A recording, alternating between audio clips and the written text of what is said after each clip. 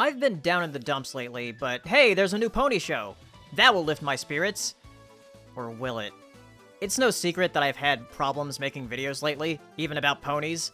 I did watch Chapter 1 at MomoCon with a few friends when it came out, but honestly, I was pretty underwhelmed, and I felt like I didn't have much to say. I wasn't even in Bronies React this time for that reason, and other reasons. Making videos has been a struggle for me this year, and especially lately. But I have been streaming a lot more, so if you follow me over on Twitch, I'm trying to grow there. I actually streamed working on this video, so go follow me there. For Chapter 2 of Make Your Mark, it has some very character-focused stories compared to the premiere, which, by the way, there may be spoilers in this review. One of those is the fact that Earth ponies have plant magic, and that was shown in the Chapter 1 premiere, and they explore that a bit more in some of these episodes. A lot of the episodes have like A plots and B plots, and some are very basic stories. But hey, Season 1 of Friendship is Magic also had basic stories. And I do like the nice nods of continuity between episodes, where they acknowledge something from previous episodes. We also get a bit of a lore dump from Sunny and Misty about Opaline, two of the new characters that are introduced in this chapter. And Sunny and Misty both tell different versions of the story, but it's probably some weird combination of the two. However, I'm not really that much interested in the lore, I just kind of want these character-focused episodes to be, you know, slice of life. That's like the best thing that I liked about Friendship is Magic, were the slice of life episodes. And that's mostly what these episodes are about, but they have this recurring villain that comes in, that's always having Misty do different things, to try to find out what the ponies are doing. Which, Friendship is Magic didn't really have a recurring villain like that. We'd have something in the beginning and something at the end for a season, but not really anything recurring except for in the, like, last couple seasons of the show. In Make Your Mark, there seems to be, like, always something going on with Opaline and Misty. I'm sure they're trying to lead up to something, but right now it just feels like something tacked on to the main stories of the episodes. As far as how the characters differ from the movie, it feels like Sunny almost takes a bit of a back seat in this series. She doesn't really feel like the main character to me. If anything, Zip almost feels like a main character, which she felt like that in Chapter 1 for the premiere. And she's doing the detective thing, where she kind of talks to herself to her phone, recording things, and that's a little bit of a played out trope. I'm not really that much of a fan of it. I do still like Zip better than Rainbow Dash, though. And her sister Pip just seems to need to sing everything. It's a little annoying, but I kind of got used to it after watching. Just like every little thing she does, she has to like sing a little bit of something with it. And Izzy definitely feels a bit more Pinkie Pie-ish in the show compared to the movie. And I have a feeling people are going to have a difficult time trying to get used to the voice change with Izzy the most, because she probably sounds the most different. But honestly, after watching the Tell Your Tale shorts, I got used to the voices like very fast. I do still really like Izzy though. Hitch, though, feels like a noticeable downgrade, as far as his personality goes, because it seems like he's very unsure of himself a lot of the time. And a lot of his personality in this show is just being the dad to this new dragon that showed up.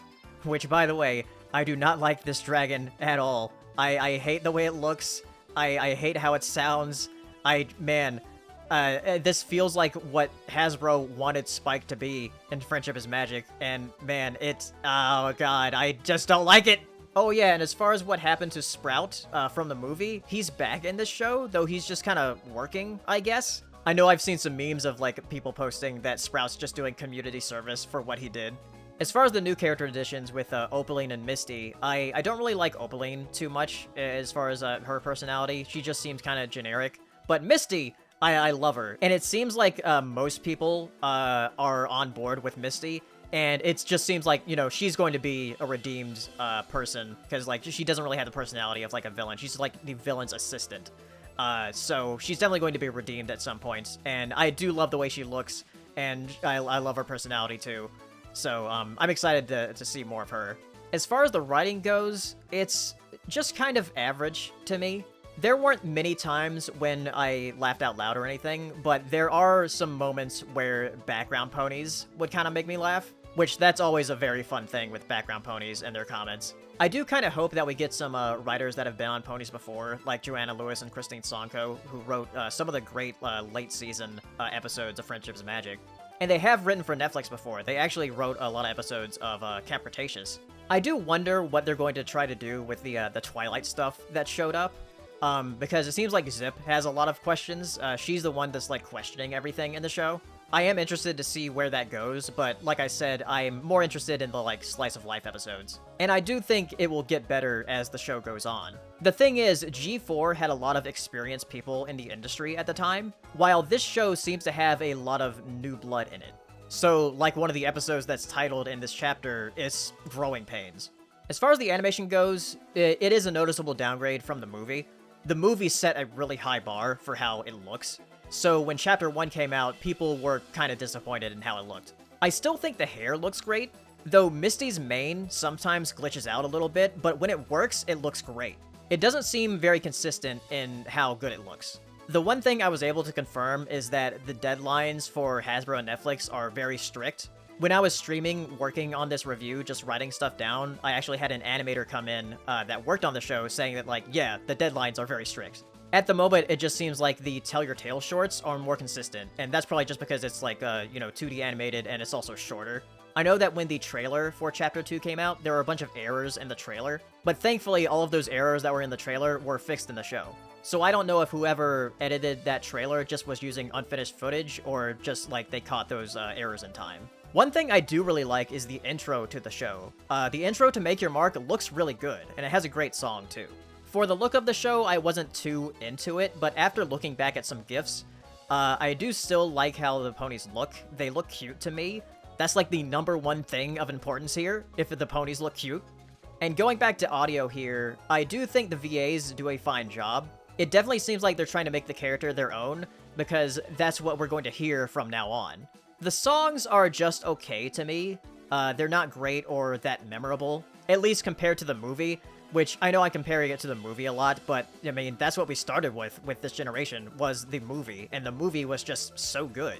So that set up a lot of expectation for this generation. Overall, it feels like they're trying to appeal to both demographics, while not really understanding how to do it, or what made Friendship is Magic special in the first place. Because with some of the lore stuff they're trying to insert into the show, feels like they're trying a little too hard. I'm still interested to see where it goes, but right now, I'm a little underwhelmed. I honestly think they should have cut ties with G4 and just made G5 its own thing. But I understand why they did it, because G4 was so popular. But you gotta remember that first and foremost, My Little Pony is a toy brand, so you can't expect too much from it. But that also doesn't mean it's immune from criticism, because there are plenty of shows based on toy brands that can be excellent. Right now, I think it's just the first season's jitters, and I'm still going to be watching as the show goes on. I'm not sure how long this generation will last. I might give it until, like, 2025, maybe. I'm just here along for the ride, because the ride never ends, as you know.